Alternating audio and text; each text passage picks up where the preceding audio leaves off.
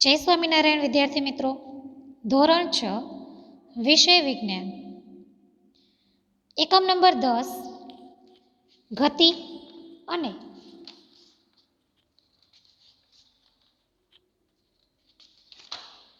અંતરનું માપન.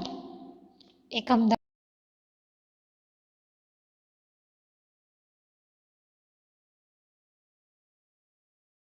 જોઈએ નીચેના પ્રશ્નોના સવિસ્તાર ઉત્તર લખો. તો આપણે અભ્યાસ કર્યો કે ગતિ એટલે શું.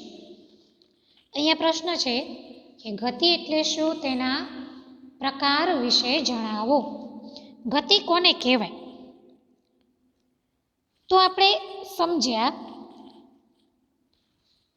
કે પ્રાચીન સમયમાં લોકોએ જ્યારે વાહન વ્યવહાર અને સાધનો ન હતા ત્યારે ચાલીને યાત્રા કરી હતી. બરાબર. એના આધારે આપણે ગતિ વિશે માહિતી મેળવી. તો ગતિ એ કોઈ વસ્તુની સ્થિતિમાં સમયની સાથે થતો કોઈ પ્રકારના પરિવર્તન જેવો હોય છે. ગતિ એ કોઈ વસ્તુની સ્થિતિમાં સમયની સાથે થતા કોઈ પ્રકારના પરિવર્તન જેવી હોય છે.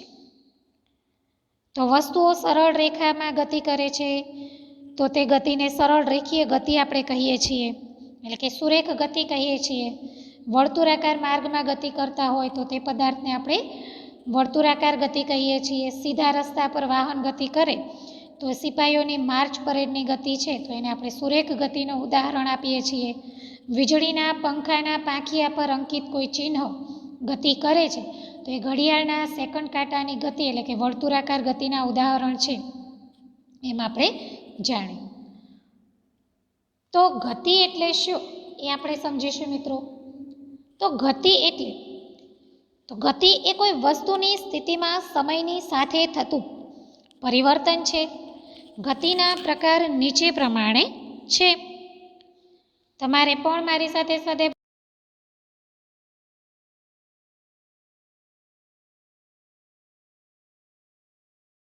ગતિના પ્રકાર નીચે પ્રમાણે છે. પહેલું, સુરેખ ગતિ. સુરેખ ગતિ એટલે કે સરળ રેખીય ગતિ. જે વસ્તુ સીધી રેખામાં ગતિ કરે છે તેને સુરેખ ગતિ કહે છે. દાખલા તરીકે સીધા રસ્તા પર વાહનની ગતિ જે સુરેખ ગતિ છે, જે સીધા રસ્તા પર જ જાય છે. બીજું છે વર્તુળાકાર ગતિ. તો જે ગતિમાં વસ્તુ વર્તુળાકાર માર્ગની અનુસરીને ગતિ કરે છે, દાખલા તરીકે ઘડિયાળના સેકન્ડ કાંટાની ગતિ, તો એ કેવી ગતિ છે કે વર્તુળાકાર ગતિ છે. હવે વાત કરીએ આવર્ત ગતિ.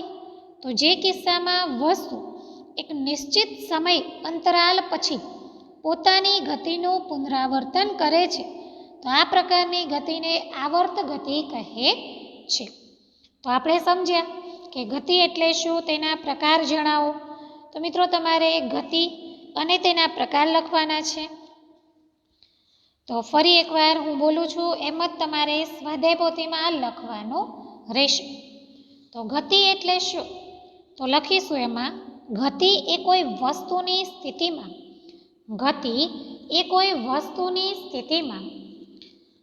સમયની સાથે થતું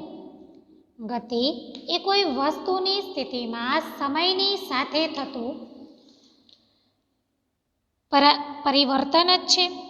ગતિના પ્રકાર નીચે પ્રમાણે છે, જેમાં લખીશું નંબર 1, પહેલું લખીશું સુરેખ ગતિ. સુરેખ ગતિ એટલે સરળ રેખીય ગતિ. ફરીથી સુરેખ ગતિ, જેમાં લખીશું સરળ રેખીય ગતિ. જે વસ્તુઓ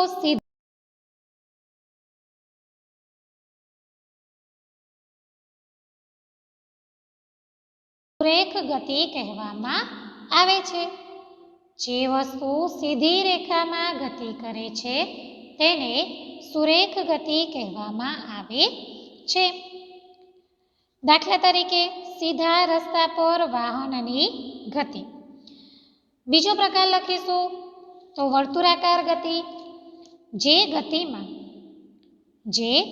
ગતિમાં વસ્તુઓ વર્તુળાકાર માર્ગને અનુસરીને વસ્તુઓ વર્તુળાકાર માર્ગને અનુસરીને ગતિ કરે છે તેને વર્તુળાકાર ગતિ કહે છે. દાખલા તરીકે ઘડિયાળના સેકન્ડ કાંટાની ગતિ. દાખલા તરીકે ઘડિયાળના સેકન્ડ કાંટાની ગતિ. છેલ્લું છે આવર્ત ગતિ. તો આવર્ત ગતિમાં લખીશું કે ભાઈ જે કિસ્સામાં વસ્તુ એક નિશ્ચિત સમય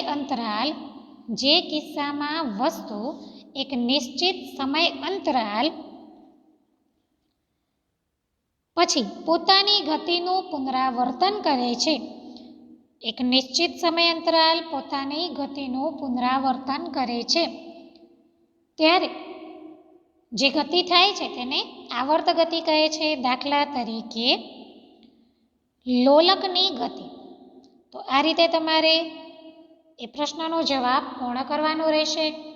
બીજો પ્રશ્ન છે માપનની ચોક્કસ રીત બનાવવાની જરૂર કેમ પડી?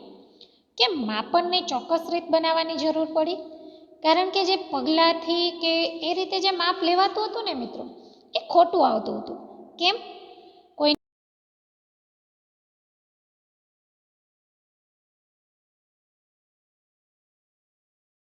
તો કોઈનો પગ મોટો હોય, નાનો હોય, તો એ માપ સાચું આવતું ન હતું. માટે માપનની ચોક્કસ રીત બનાવવાની જરૂર પડી છે. જેથી આપણે જોઈએ તો કે પ્રાચીન સમયમાં પગલાંની લંબાઈ, આંગળીની જાડાઈ તથા પગલાંના અંતરથી માપન થતું હતું. આપણે વાત કરી હતી કે ભાઈ પ્રાચીન સમયમાં કઈ રીતે માપ થતું હતું? તો કે પગલાંની લંબાઈ, આંગળીની જાડાઈ વગેરે દ્વારા આપણે માપ લેતા હતા. જે માપ કેવું પડતું હતું? તો કે ખોટું પડતું હતું. આના કારણે પ્રાચીન ભારતમાં ટૂંકું જે અંતર માપવા માટે આંગળી અથવા મુઠ્ઠીનો ઉપયોગ થતો હતો. જે સુવિધા અનુસાર શરીરના એવા અનેક ભાગોનો એકમ સ્વરૂપે ઉપયોગ થતો હતો. પરંતુ દરેક વ્યક્તિના હાથ, પગ, મુઠ્ઠી, આંગળીની લંબાઈ અલગ અલગ હોવાથી માપોમાં સમાનતા ન હતી. તેથી માપન ચોક્કસ રીતે થતું ન હતું, જે શક્ય હતું જ નહીં, મૂંઝવણ ભર્યું હતું. તેથી માપનમાં સમાનતા માટે વર્ષ 1790માં ફ્રેન્ચ માપનની ચોક્કસ રીત બનાવી, જેને મેટ્રિક પદ્ધતિ કહે છે. ફ્રેન્ચ લોકોએ શું કર્યું? તો કે માપનની ચોક્કસ રીત બનાવી, જેને મેટ્રિક પદ્ધતિ કહે છે. ફરી એકવાર મારી સાથે લખવાનું છે. પ્રાચીન સમયમાં પગલાંની લંબાઈ, આંગળીની જાડાઈ તથા પગલાંના અંતરથી માપન થતું હતું. પ્રાચીન ભારતમાં ટૂંકું અંતર માપવા માટે આંગળી અથવા મુઠ્ઠીનો ઉપયોગ થતો હતો. સુવિધા અનુસાર શરીરના એવા અનેક ભાગોનો એકમો સ્વરૂપે ઉપયોગ થતો હતો, પરંતુ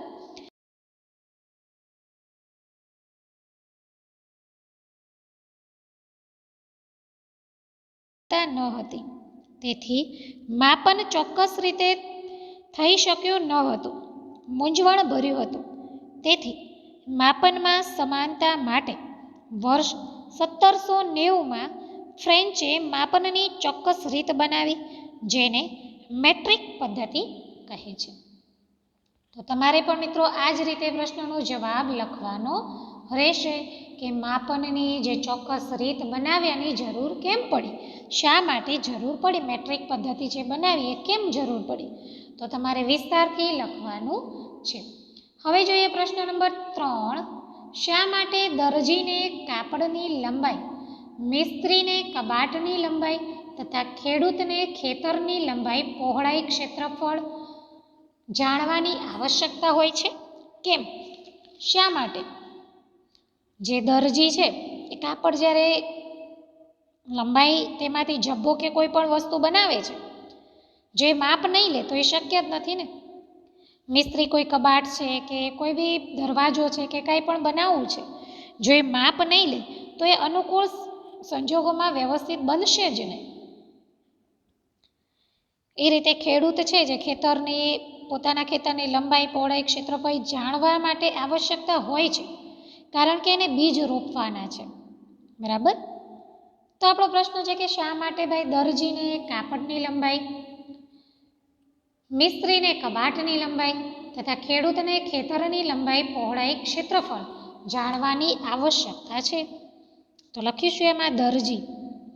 કપડાની લંબાઈ તેમાંથી દરજી કપડાની લંબાઈ તેમાંથી જબ્બો કે કોઈ પણ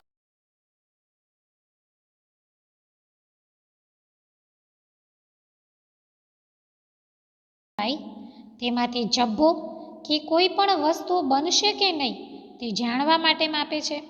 મિસ્ત્રી કોઈ પણ કબાટ કે બીજી કોઈ પણ વસ્તુની લંબાઈ માટે માપે છે, કારણ કે તે જાણે છે કે ભાઈ તેનો દરવાજો બનાવવા માટે તેને કેટલા લાકડાની જરૂર પડશે. એ જ રીતે આપણે વાત કરી તો કે ખેડૂતને પોતાના ખેતરની લંબાઈ, પહોળાઈ, ક્ષેત્રફળ જાણવાની એટલા માટે આવશ્યકતા હોય છે કે તે જાણી શકે કે ભાઈ મારે ખેતરમાં કેટલા બીજ રોપવાની જરૂર પડશે તથા તેને પાક માટે કેટલા પાણીની જરૂર પડશે. તો મિત્રો તમારે સવિસ્તારથી લખવાનું છે. દરજી કપડાની લંબાઈ તેમાંથી જબ્બો કે કોઈ પણ વસ્તુ બનશે કે નહીં તે જાણવા માટે માપે છે. મિસ્ત્રી કોઈ કબાટ કે બીજી કોઈ પણ વસ્તુની લંબાઈ માપે છે, કારણ કે તે જાણી શકે છે કે તેના દરવાજા બનાવવા માટે તેને કેટલા લાકડાની જરૂર પડશે. એ જ રીતે વાત કરીએ કોઈ ખેડૂતને પોતાના ખેતરની લંબાઈ, પહોળાઈ તથા ક્ષેત્રફળ જાણવાની એટલા માટે આવશ્યકતા હોય છે કે તે જાણી શકે કે તેને ખેતરમાં કેટલા બીજ રોપવાની જરૂર પડશે તથા તેને પાક માટે કેટલા પાણીની જરૂર પડશે.